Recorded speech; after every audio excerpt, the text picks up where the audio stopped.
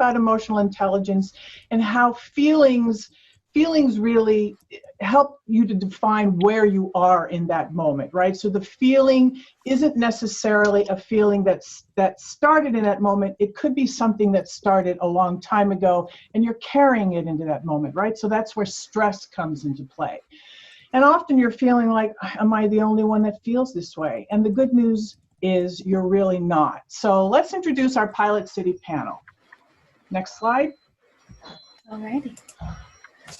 So we have here Bridget McGraw, who is oh my God, Bridget, how long have we known each other? As long as I've known Derek Lee, and then some. And then some, right? So she's in San Leandro, but literally her work, let me tell you, her work carries her to Nairobi, Kenya, to New York, and of course, out of Oakland. She's a creative producer, project manager for digital media and museum exhibits. She's an editor for scientific and conservation journals. So, I mean, she's doing it all. She does a lot of things, and why she's been very valuable to Derek and PilotCity over the years in helping to provide that support. So she's here now to share some of her wisdom around stress and stress management techniques. So thank you, Bridget. Glad to have you on board. Good to be here. Thank you, Debbie. Nice You're introduction. Welcome. And then Katy Tien. Katy, I've known you for 2 years, a year now? So I met you last year. Powerful young woman from the PilotCity incubator last year, who's now become a success manager this year.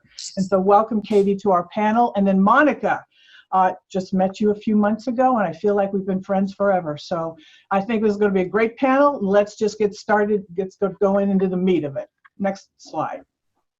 All right, so let's just start here. Every day you get up, and there's something that's going to be happening. What is it that as you go through your normal day, so not even talking about the big things, right? What stresses out? What stresses you out, you and your friends? What are the things you talk about that you're stressed out about? Cool.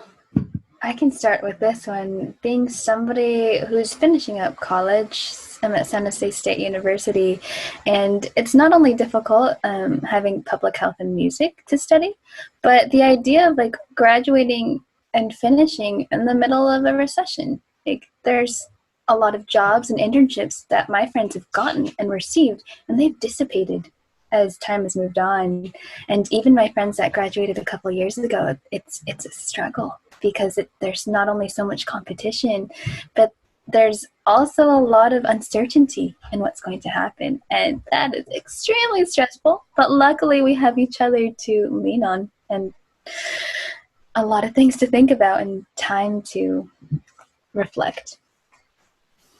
Right. I think that the challenge for the generation born after 2000, right, has been, it's a different world that you are graduating into, that you were born into.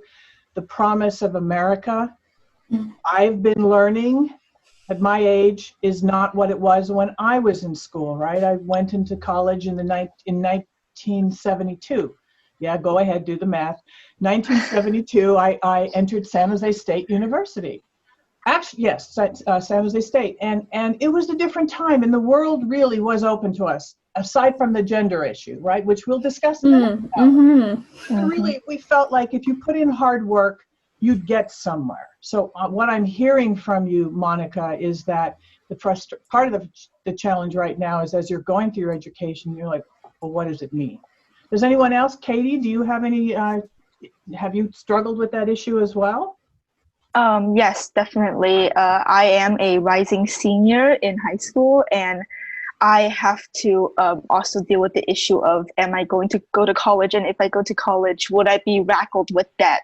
And, you know, it's not just about like colleges accepting me, but also how am I going to handle it? And how am I going to figure out how to pay off those debt? And like all of these things that I have to deal with in the future is now like really clear right now, and I don't really know how to handle it. And it's this like idea of like, well, I have to achieve the American dream because like I am a first generation American and my parents are counting me to achieve all these great things, but like it doesn't seem very clear right now. Right. If I can. Talk about that a little bit, about the immigrant experience. My parents are also immigrants. My parents immigrated from Holland to Canada after World War II, and then eventually in the 60s took the whole family here to California. And even though the language was the same, the culture, even from Canada, is different. Oh, it's really different. And it was really, really hard. So could you talk about that and talk about that kind of stress that brings into your life? And what does that mean? Why is it stressful? Well, there's this like huge like ideological divide with my parents in a different generation than me. Like in this time right now, like where I have to deal with colleges, like college admissions and SAT prep, like all of these things that are supposed to contribute to the American dream doesn't seem possible in this time period with COVID and with a lot of things being postponed. It is definitely very stressful because like this idea that I can succeed the American dream in their like perspective and their point of view is not possible. And or at least it seems very unlikely. And so is it stressful talking to your parents, both Katy and Monica? Is it stressful talking to your parents about this view that you have that things are not, maybe you see things and the current world is different than what they had pictured and what they maybe continue to picture as a possibility for your future? Yes, definitely. Like what they pictured as me being successful is like to me, I feel like such an imposter when I enter like all of these opportunities where I see myself as being successful in their eyes, but I am racked up with stress because I don't feel like I belong in those situations, and I definitely don't feel experienced enough, or it's because I'm young or I'm a woman. But even though I feel like I'm trying to like climb to the ladder of success and the American dream and destroying that glass ceiling, I also feel like I'm not enough for other people. Even though other people see that I am enough, I don't have that same vision. So your parents and the other adults in your life may have a different view of your successes and challenges than what you do. Bridget, as a mom of a teenage boy, or how old is he? 20. 20, so he's... Well, 20 next month, I believe. So he is still a teenager, which is why he's not here today. Which is why, because he is interviewing for a job, right? And he is a teenager, and it would not have crossed his mind to look at a calendar. And I don't say this rudely, and I will say the very same thing to him, that, a job interview is the most important thing, and prioritization is one of the main things me stressed. So when this morning, for example, I'm going off track, but that is my way. I am a segwayist. And and I went so far astray, I can't oh yes. So prioritizing. This morning I woke up and I knew I had this. I have to install a book in an exhibition, and I'm hosting a Zoom talk for the Handbookers California. And I know that if I exercise every day, my mood drops. And when my mood drops, my eating behaviors become a bit wonkier. I might eat badly, and that this whole cycle of stress can spiral downward. So that's a priority. This morning I made walking a priority, which is why my hair is wet and I'm not wearing but I showed up. And for my son, his priority is getting a summer job. And so he did not check his calendar to see if there was a conflict today. And that might have caused a bit of stress for him, for you, for us, right? And for my beloved wife. Sometimes, and my wife, who offered to come in his place. She said, "Can I talk about stress?" I said, "You could." She's a professional soprano, and she could talk about stress. But I said, "No, just make me a cup of coffee, please." Thank you very much. All right, so those are obviously really important issues. What about other things that are going on? I mean, you can imagine that. I know as a teenager, I remember graduating from my freshman year in high school, coming back, and the boys were like 3 feet taller. I don't know what happened between our junior and our freshman and sophomore year. They suddenly just like zoomed up, and a lot of the times they looked like their feet were too big. They're like a puppy. They don't know what to do with all their body parts. So their bodies are changing, right? So so on top of the normal stresses like school demands, changes in your bodies, problems with friends or peers at school, separation and divorce of parents, right? Issues with immigration and parents who have aspirations for you that don't fit the current generation, death of a loved one. I just found out that one of my coworkers has died of COVID-19, and I'm devastated. It's like, I feel this way, and I've got my life pretty much together. I don't know what is it like when all of that other stuff comes piling in. How does it feel, and where do you feel it in your bodies when that happens? I'm really curious about that. Oh, I can take this one, and I might get a little bit deep with y'all because I think it's a safe space to do so. But in regards to my experience, I'm 24. I've been in college for longer than the typical 4 years. Part of it is because I started at community college, and the other part is because I decided to double major when I had already transferred. That added another couple of years, and it's been such a struggle for me to feel valid on my own, because I know I'm doing a good job. I believe it with all my heart. I'm here with all of you. Yet there's constantly a push against me just because it's not the norm. Like, I do have a lot of friends that go back to college and they're here and they're returning and they're much older. And one of the things that I was really blessed to have is my first semester at Diablo Valley College. There were students and they were 20 years my senior, and it opened my eyes to the idea of education.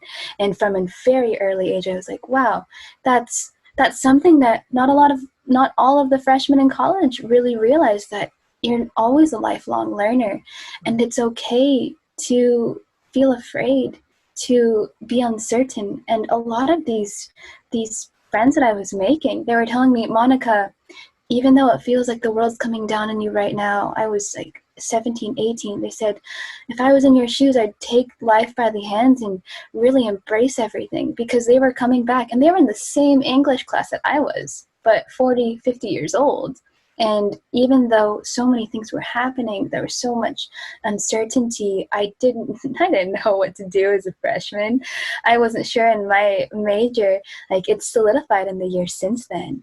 But everything felt like it was coming to me at once. And being able to find a touchstone internally, being able to reflect, and bringing it back to earlier with emotional intelligence, learning what that means, synthesizing that, and applying it and communicating and being vulnerable, I think really helped. Because I've noticed within myself, the more that I open up, the more people are willing to open up themselves. If I bring to the table my truth, my genuinity, I don't know the word, my ability, my willingness to make mistakes. Authenticity. That's why we have these friends, these wonderful people, my authenticity to the table. People see it. And I found the idea that, like, there are people that ask, Monica, how can you be so patient? Like, are you able to be kind to people? And it's because I would want that from another person. I know the golden rule exists, but something I challenge people to do is live by the platinum rule, treat people the way they want to be treated. And for myself, I want to be treated with respect, with authenticity, with grace. And when I'm stressed out, what I need is sometimes a hug, sometimes just somebody to listen, to vent to, and to be able to feel feelings, because so many things, so many hormones are changing around in high school and even college and as we grow older. And I just need sometimes a person to say, Mon, you're stressed out, you're feeling anxious, it's okay. Because I didn't know that it was okay. I didn't realize that I was feeling anxious, that it wasn't normal, because in all honesty, in DVC, that's when I started noticing my feelings and what happened in my body. And bringing it back to the question you originally brought, Debbie, I would get really nauseous in the mornings, and I didn't know why, but it started because there was the death of one of a good friend of mine in our orchestra. Like, it happened, and I didn't know why she didn't attend our concert. And the next day comes around, we come into class, my conductor tells us, can we get all the orchestra people in the front? The clarinet player, she was on the way to the concert. She crashed into a tree and she died. And it was traumatizing to me. And I noticed I would feel anxious. I would, like, in my stomach, I wouldn't be able to hold down food in the mornings. And this went on for a couple years. And it wasn't until a year or two ago when I started opening up at San Jose State that I realized, Monica, they told me it's not normal to be nauseous every morning. And I was like, really? Like, that's been my normal for the past couple of years. I felt that. Like, I felt like tension in my head. I felt anxiety to do things, to get up. I didn't want to get out of bed in the mornings. And that was my normal. Yeah. And I've realized since now it's not. No, I have a feeling that you and many other people, certainly I've had that, of course, right? We as human beings, it is normal. It is really, unfortunately, normal. And we need to use those feelings to teach us what action we need to take, right? To alleviate that. Katy, what can happen? So sometimes, you're in a stressful moment. You're in stress, or you're stressed all day long. Something's happening. Maybe the week is going bad, and you hit a situation with a friend or your parent or somebody, and you blow up. It has nothing really to do, right, with the thing that just happened, but it's just like everything just went blah and at that moment, and you're just angry. What happens? Have you had moments like that? And what is it? What are the kinds of, how do you handle it? Do you see it coming? And do you have any ways of handling it yourself when that you see that trigger happening? And of course, a lot of it, what we're talking about is PTSD moments, right? Something happened in the past, you kind of buried it, or you haven't really resolved the situation yet in your head, and then it feels familiar to you in a moment and you get triggered. So does that a familiar feeling for you? And do you have any coping skills for that? How do you handle that? Well, actually, yes, I do have moments in my childhood in which I saw abuse. And sorry, I'm gonna get a little bit deep here, but I know that it's a safe space, so I can say things like that.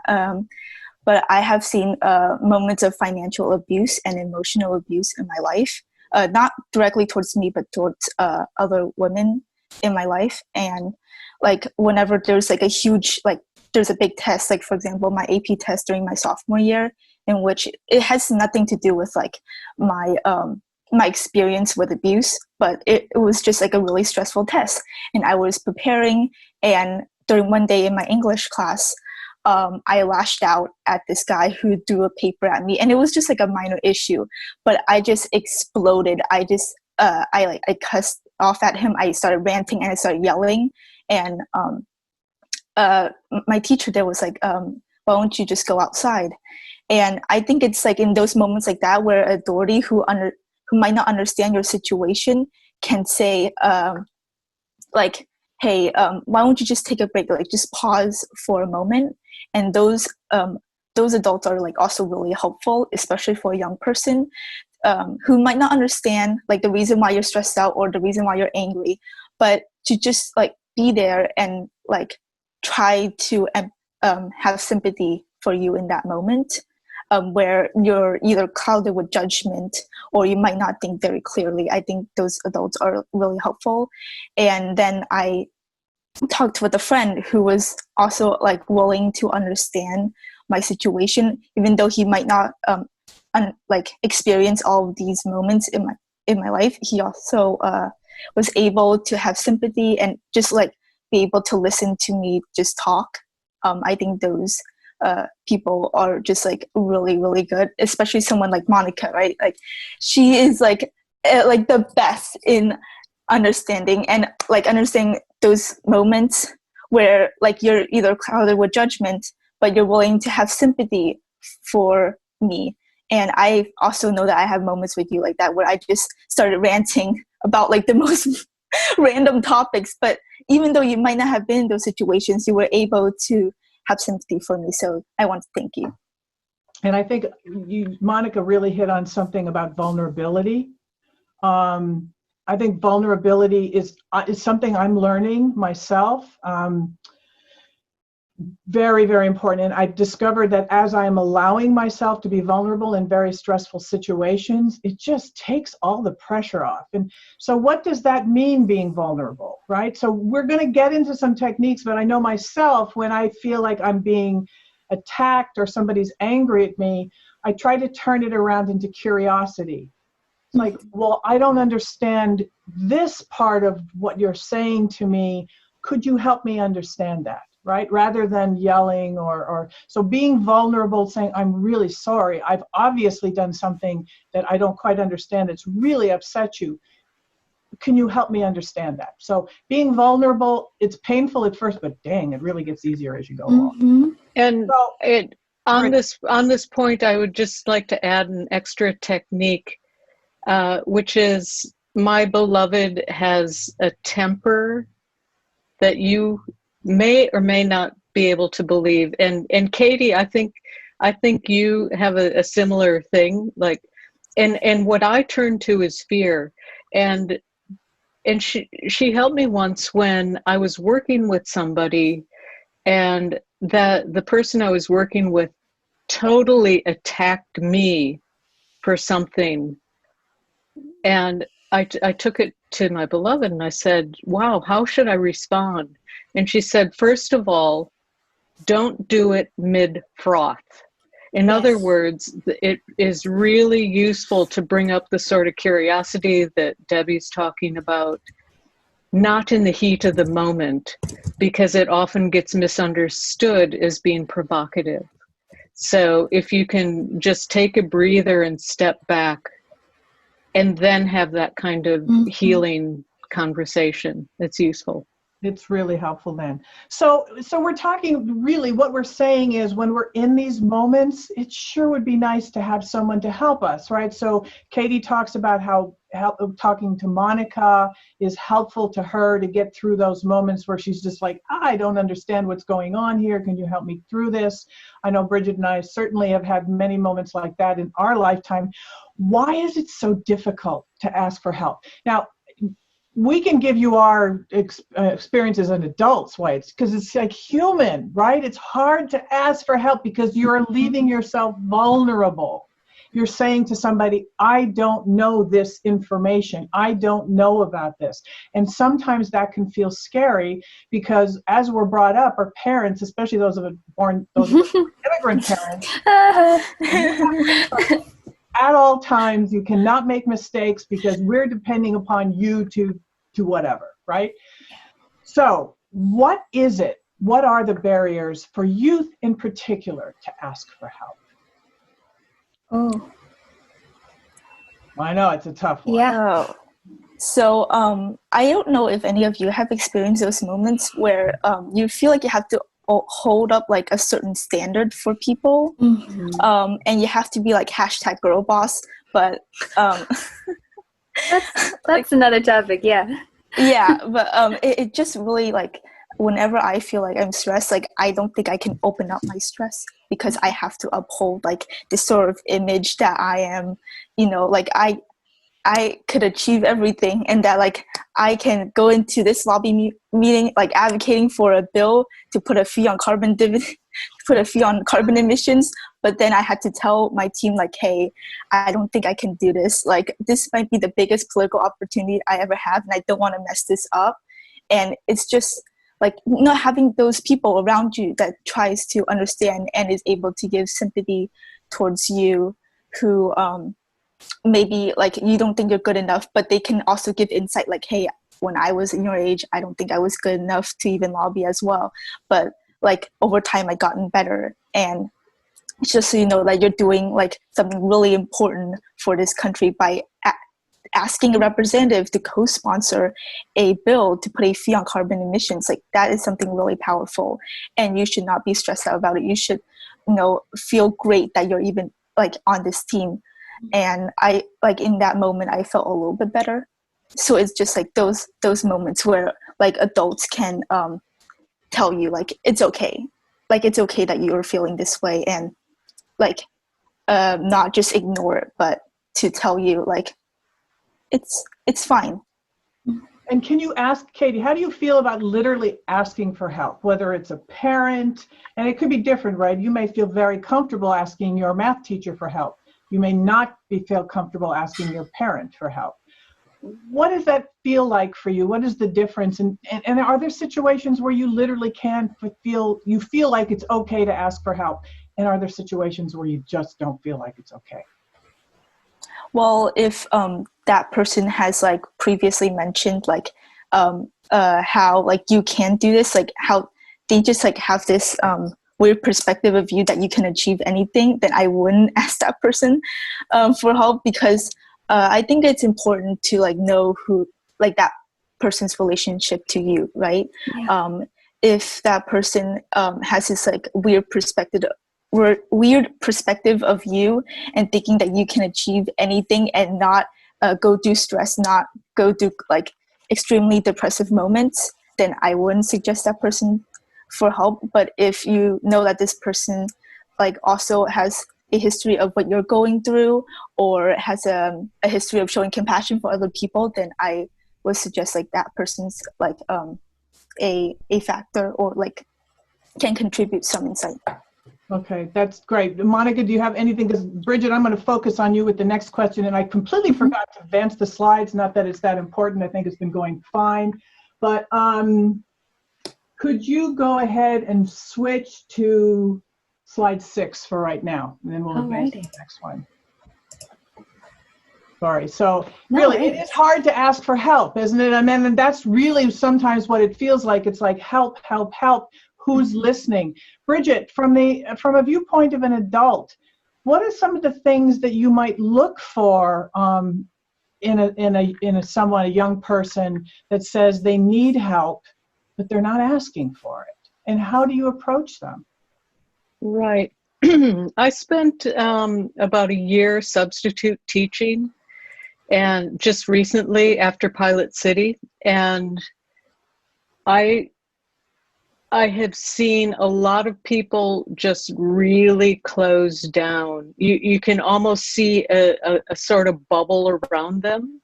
So I look for people who are closed down, shut off, and because oftentimes they follow up with lashing out or seeking attention because they don't know how to do it in a healthy way. So I also look for darting eyes.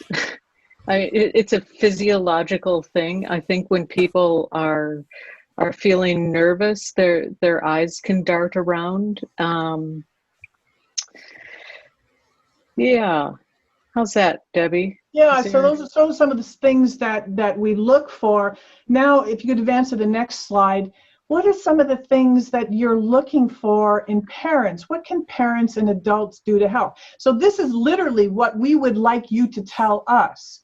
What is the best way? Okay, so I have 2 kids, 32, and Anna is 28 years old. I just got off 1 month of my son not speaking to me. It was really hard because I'm his mom, and that was very painful to me. And it was one of those situations where I think it was Lumberg, and he was just stressed out about so many other things, and my inquiry of him was the breaking point. It was really hard for me to figure out, okay, it's cold. Should I show up on his doorstep? Should I not? Will he feel crowded if I did that? Do I just tell him I love him and let it go? Do I start going, but wait a minute, you owe me? It's tough, really, as parents even, how to approach it when we see our kids are, even my 32-year-old, right? So how does a caring adult behave as warning signs emerge? And what are those warning signs? I think Bridget just started to give us some, but give us from your perspective. And what is the best way and time for an adult to approach you? We so want to know. We so want to know. So if you could help And us out please with that question. type things in the chat. You don't have to wait, you know. Right. Please. We're talking to all of you, not just the panelists here. Right. Right. Because we really are gathering information. We want to understand if this conversation is resonating with you, what other questions you have, because we will open it for questions in the last 10 minutes. Okay. Yeah. Yeah. And we want to help other parents. We want to improve relationships between youth and parents, between youth and adults. Right.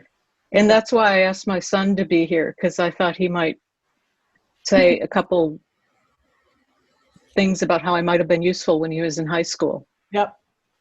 I think I might include Bugged him. my 28-year-old daughter on some of these in the future too. She loves this kind Yeah. of discussion. So I mean, I can open this up with something that not to do. okay, there you go. And maybe you guys have different feelings, but I call it nudge. He calls it nag. So, you know, there's got to be a point at which you let go and trust somebody. And I think parents have a really hard time of, you know, of knowing when it's nudging and nagging and when it's bugging. Because darn it, and when it's useful. We have experience. We know what we're talking about, right? You know I'm being sarcastic. You know what we're talking about. Darn it, you should just listen to me. If you just listen to me, everything would be fine. So why that's not a good approach. What is the right approach? When you're feeling like you really need help, but you can't ask for it, what should adults be looking for and how should they approach you? Tough one, huh? Go for it. I have some thoughts, and the other thing is that I think we have some comments coming in. Excellent. But in regards to that, like, I think what I've needed and the relationship personally that has developed with my parents has evolved. And yes, I mentioned I'm 24. However, there have been a lot of times these past 2 months that I've been treated as if I'm still in high school or middle school. And it's been quite a minute since I have been. And I think it's really hard for my parents, especially my mom, to sometimes understand that I'm not a child anymore, not only in maturity and in age, but in experience. And there are many, many things that I have experienced as an individual within my time, especially in college, that my parents, neither of them have had to go through. And in regards to trigger warnings, just to let you all know, I have friends that have committed suicide. I have housemates that have tried to commit suicide, and I've been there, or not like there, but like in the vicinity. I've had people that have been abused, that I was on the phone to call hotlines for, and I was there. I've seen the pictures. I know what it's like, and I've had this experience. And sometimes I just want my mom and my dad to just say, I hear you. And I remember the first time I told my mom that I was feeling depressed. She didn't, like, it rings in me so clear what she said. And she's like, why didn't you tell me sooner? Like, the tone was so visceral, was so venomous to me as somebody who was trying to be vulnerable and it felt like I was being slapped in the face. And it's like, well, is it my fault then for not speaking sooner? Like, I don't feel comfortable doing so. And the past 2 months, like, yes, I've been home and it's been hard because I've been on my own for the past 2.5 years at San Jose State, and to come back to an environment where it feels like our relationship hasn't evolved since I left for college. It's an interesting dynamic, and it was really hard to find that balance. And sometimes I found myself actually being the parent and having to be the bigger person and having to say, I don't like how I'm being treated. I don't like the tone. And when my mom would say, like, but this is the only way I know. I only know how to yell. And then I asked her, well, if I yell, then it's talking back. And if other people yell at you, you don't like it. So why are you treating me like that? And often the answer is like, oh, because I'm your parent. And it's like, that doesn't mean you always know better.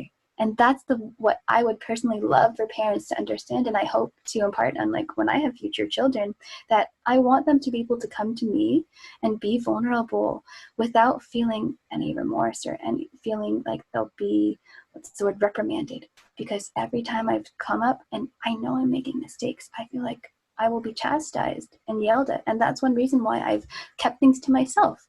because parents don't always understand, and it's not that they have to understand, it's that I'm asking to be willing to open up the conversation and to be sharing. And I saw a comment saying sometimes we need space, most definitely, to share on my own time, my own terms as an individual, and realize that I am a person.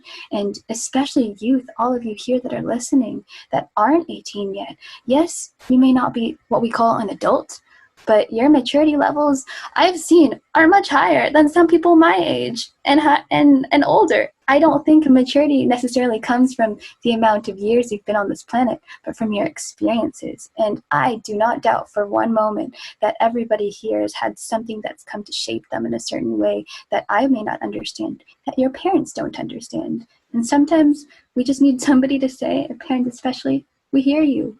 Your feelings are valid. Your feelings are heard. And so I saw a comment in here that somebody brought up the issue of trust, right, between parents and children. That's loaded, right? Katy, what does that mean? What would that mean to you to have your parents really trust you? I assume you feel that they don't necessarily trust your judgment, listening to what you've said. Certainly my parents didn't trust mine. Why is that, and how can we change that dynamic? Well, one of the moments that I can point out is the first time I asked for help, and I asked for therapy, and their initial response was that you're crazy, and like I wanted to debunk the myth that like just because you want therapy doesn't mean that you're crazy, but they didn't trust me. Like in that moment, they just thought like there was like something wrong with my mind, maybe it's chemical imbalance, but like they were refusing to acknowledge like the situation that I was in was because like I was assaulted in, sorry, I'll put trigger warning there, or Monica, you could do so. I was assaulted in the girls' locker room because they were calling me like homophobic slurs and like just pushing me and like forcing me into this corner when I was in 7th grade. And as someone who was like 13 or 14 years old, like that is a lot to handle, to be like yelled at with like these weird slurs that you never heard of, and to like be touched like you're like this animal. And I spoke out to the counselors, but they didn't really help much. They just said like, oh well, we don't know who was the one who like blew like a whistle in the locker room and exposing you and your sexuality. So like they couldn't report, they didn't find anything, and nobody was willing to speak up. So no one was willing like to trust you and trust your word about what happened. But there was someone who was like blowing the whistle of my sexuality. Like no one should come out except me, like because I'm the only person who has the authority to do so. Exactly. So the authorities in my school didn't help, and then they had to tell my parents because it got to me so bad that I was like clinically depressed. Like I was on the verge of suicide because it was really bad.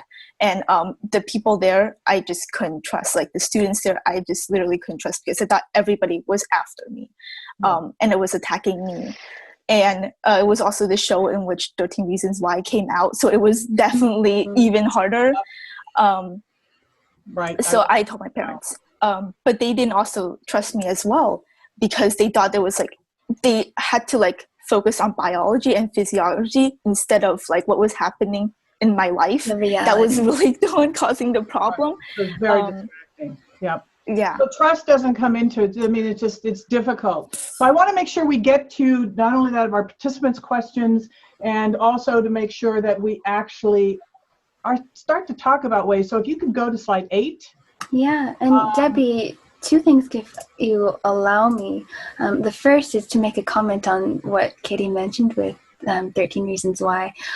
It's been great that it's here as a show to open dialogue because it was based on a book. But the thing is, sometimes the ideas that are prevalent are romanticized. And I want to just clarify for the audience that it's messy to talk about feelings, to talk about mental health and suicide and all of these very vulnerable topics, sensitive topics. And the second thing I'd like to say is there was another one of our success managers who, if we're okay with it, Debbie specifically, to have another guest join us, Alec, to give another perspective in regards to you. And he's in the call right now and can turn on his video for the following questions.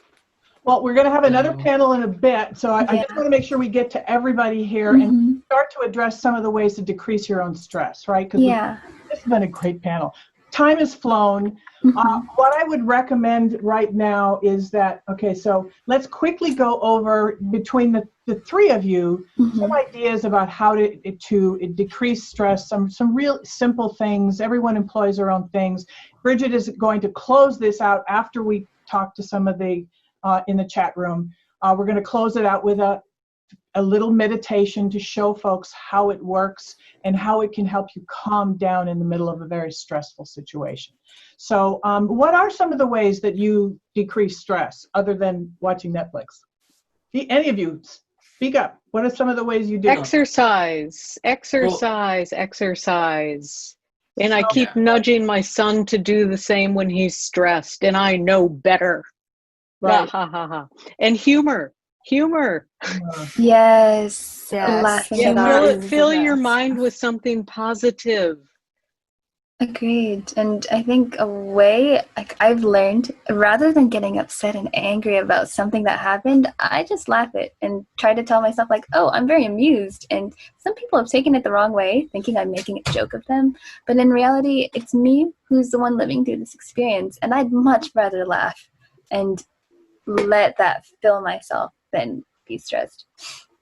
Also writing. Yeah. Any other way, Katie? How do you de-stress? Well, I've been actually recently started like writing dialogues of like things that will happen, like things that probably happened in communist China, to just kind of cope with like this ideological divide. What? Is there a documentary in your Wow. Wow, that's pretty cool. Yeah, like I've been writing like kind of like fictional characters that my grandma probably have like met in communist China, and just like and just like treating like all these people who like believed in the ideology that the communists have spread in China, and just like write all these jokes down, and that like was really helpful in coping with like the ideological divide with like the older generation and me. That's a unique one. But writing certainly is a great way of reducing stress. It's just getting it all out in the paper. It's like, and maybe sometimes you don't have to act on it, right? So there's lots of different ways we'll continue these discussions over the next 10 weeks. No problem. What I'd really like to do is now open it up. Monica, if you could just take a look. Let's see, I'll open up the chat. And is there anything here that really does someone have a question that they would really like to discuss, or a thought to put out to everyone? Go for it, everybody. I don't think we have any questions right now. I see a lot of comments, and we can. I found out you can save Zoom chats, and we can compile all these ideas for everybody else. Sleep's a good one. Unfortunately, sketching. What is it? I read sketching in the chat, actually drawing or coloring books, adult coloring books. Yep, there are those. You guys are... I've discovered baking again. My Dutch heritage is coming back into play. Bread. Yeah, okay, I've gained a little bit weight, but it's so much fun, right? It's creating things. It's really science. You take something and two loaves never turn out the same. That's true. Oh my goodness. So I have learned. It's alchemy. It's old-fashioned alchemy, turning lead into gold. You take this powdery stuff and little water, eggs and whatnot, and boom. Right. Get a loaf. Yeah, and Meredith draws. That's great. Meredith, I hope you share some of your drawings with us over the next 10 weeks. Yeah, we do have a gallery in the PilotCity Discord server. There's a gallery. See, I'm still working my way around. It's like so many rooms. It's hard to get pop into all of them. So I don't see any other questions. It would be nice to have some. If not, well, let's just continue just a little bit. If you could go to the next slide, we'll quickly cover that one because we're going to go into more depth on this one. And please keep your questions coming in if you have any. One of the most difficult things to do is to know how to react in a given situation. It usually, to do it in a way that doesn't, to do it in a way that where you state your feelings, right? In a situation that is polite, firm, but not intended to hurt the other person or make them angry. And it's also, it's polite. Why is it? So we're going to be exploring over the next 10 weeks the difference between being assertive, passive. Somebody's saying something to you and you're just looking away, or you're taking it, oh, I'm sorry, I did that again, right? Doesn't make you feel good, perhaps gives the other one some bullying rights. And then aggressively, doggone it, you did this to me and you did that to me, and that is, and that doesn't solve the problem. So we're going to be exploring that, and that the inability to understand how to assertively argue your points, I think offers a great deal of stress. You will use these kinds of techniques the rest of your life. So we will have more workshops specifically on this as we move forward. Then finally, the next slide. All right. So really the best thing to be able to do, the most effective thing when you're in the middle of, oh, my stomach, you know how you feel it, right? You feel your stress. Everyone feels their stress in a different place. Sometimes I feel it in my stomach. Sometimes I feel it in my tummy. Sometimes I feel it in my shoulders. There are ways through meditation or quiet practice that you can literally direct energy to those places and calm them down.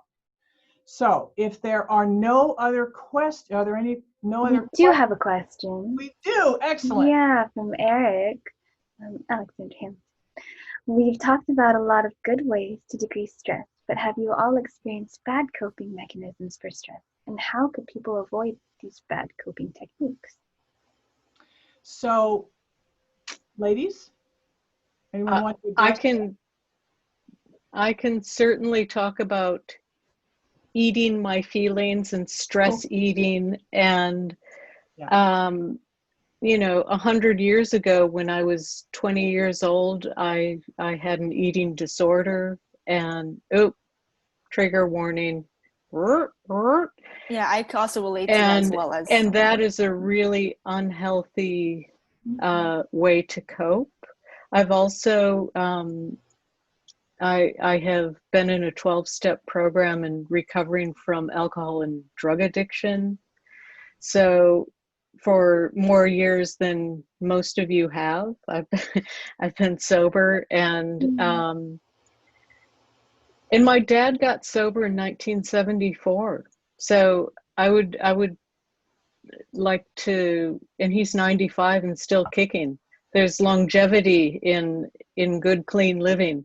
But harm reduction is also another approach to, alcohol and drug use. And so I'm not here to say you got to quit, but there are some really unhealthy approaches to relieving stress with external addictive things like gambling.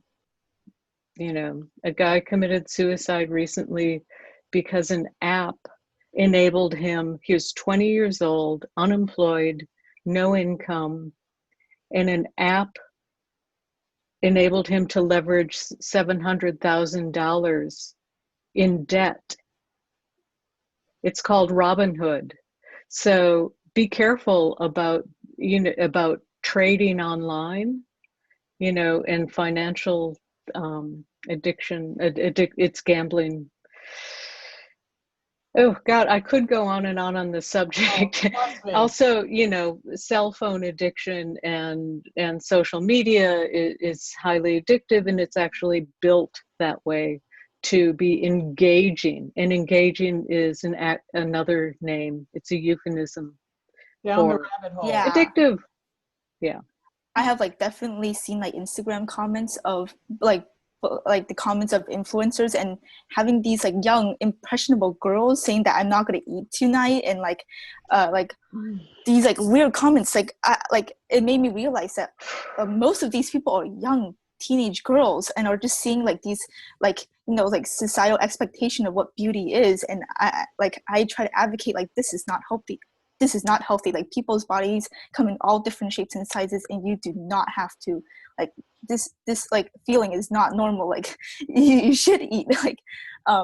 And like I think that eating disorders and along with teenage girls is like an extremely high rate. I could like pull up the stats. I don't know, like I don't have the stats on me right now, but like I really do want to open like a conversation with like this habit of eating and societal and what it has to do with society and with like how young girls feel, because it's often enough like a lot of people are saying, well, it's just chemical imbalance in your brain, right? Well, I can't see my brain, but I do understand like how girls are feeling right now with social media and like the usage of it. It's mind-blowing to me that how people will still it bombard us every day. And that's why this is so important, what you women are doing here today. And I'm so thrilled that half of the Pilot City team now are young women. This is what is going to get you to the next level, because you're going to be supported here. You're not going to be told you're a girl or you're transgender or you're something else, so therefore you don't qualify in this world. We're going to support you through this, and you're going to come out of this seeing like, well, of course I can do this, right? Mm-hmm. Of course I can do this. So a really good way in that moment is to do a little bit of relaxation exercise, and Bridget is going to take all of us through this right now. We ask you not to look at your cell phones. Probably a great idea to close your eyes, and Bridget will lead us. And you can do this at any time during the day. Okay. And how much time do I have here? You have about 5 minutes. 2 minutes. 2 minutes, but we'll have to do some. All right. So what I want to say is that there are many, many apps to help get you started. And I use one called Headspace. Mm-hmm. And, you know, what I suggest is if you want to learn a breathing technique, use a guided meditation. All right, so I would like everyone to sit comfortably, make sure you're aware of your body, you're, in the chair, your feet on the ground, and just gently lower your gaze. You don't have to look at the screen. Don't look at anything. Gently rest your hands in your laps. And consciously take a deep breath in through your nose and release it through your mouth. And take another breath like that, in through your nose and out through your mouth. And be aware of where you feel the breath in your body. Some through your nostrils, your throat, your stomach. Just be aware of the movement. And now gently close your eyes. And take a couple of slow breaths in through the nose and out through the nose. Gently close your mouth. Don't concentrate too much on it. Clear your mind and focus on the breath.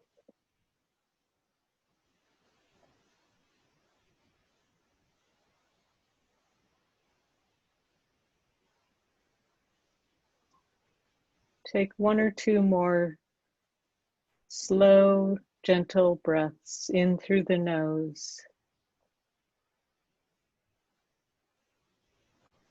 and out through the nose.